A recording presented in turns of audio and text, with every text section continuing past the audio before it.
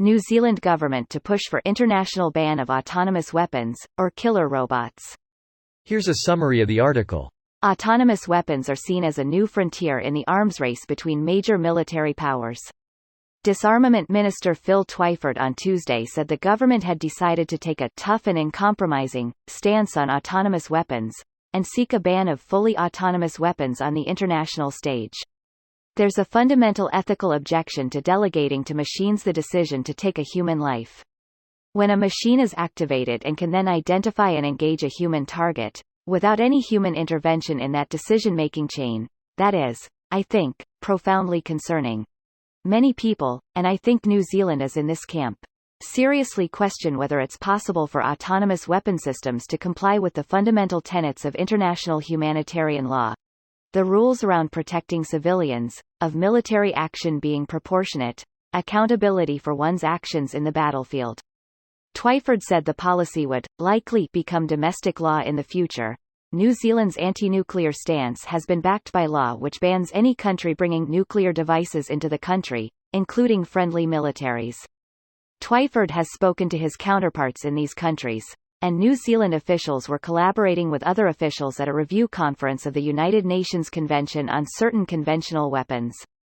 New Zealand doesn't actually have to wait for international consensus on this. We know that those types of processes take years. We could lead by example and pass domestic law banning autonomous weapons, she said. Human Rights Watch encourages New Zealand and other states to be explicit in promoting the goal of a legally binding instrument to ban and limit autonomous weapons systems. This post received a score of 9,700, with an upvote ratio of 96%. Here are the top comments in response to this article.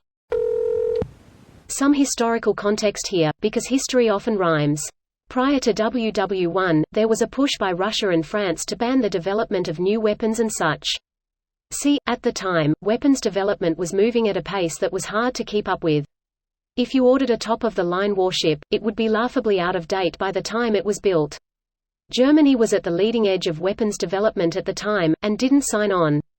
Fun little fact, France entered WW1 with cavalry dressed in Napoleonic-era uniforms. And basically Napoleonic-era gear. Ah yes. HMS Dreadnought, the battleship that rendered whole fleets of vessels obsolete overnight. It didn't take long for Dreadnought herself to be out of date by the time the First World War rolled around, her descendants having the chance to bash each other in fleet actions like Jutland. The advancement of warships during the 19th century is honestly mind-boggling. We went from wooden ships with sails to hulking steel dreadnoughts the length of a city block and equipped with guns capable of demolishing the same. A ban is irrelevant because every big player will just secretly develop them. The consequences for not developing them are far too high. It's broadly worked for other kinds of weapons. Killer robot research doesn't necessitate the kind of tests that can't be hidden. Greater than the Vela incident, also known as the South Atlantic Flash, was an unidentified double flash of light detected by an American Vela Hotel satellite on the 22nd of September 1979 near the Prince Edward Islands in the Indian Ocean. The cause of the flash remains officially unknown, and some information about the event remains classified by the U.S. government. While it has been suggested that the signal could have been caused by a meteoroid hitting the satellite, the previous 41 double flashes detected by the Vela satellites were caused by nuclear weapons tests. That's how we end up with 5% of UFO reports can't be explained, aka, are actually aliens. For some events, we don't have enough recorded data to say what it was. For everything else, we know it's not aliens. That's exactly what an alien would say. I feel like this will be historically pointed to as how they lose the Great Robot Wars of 2047.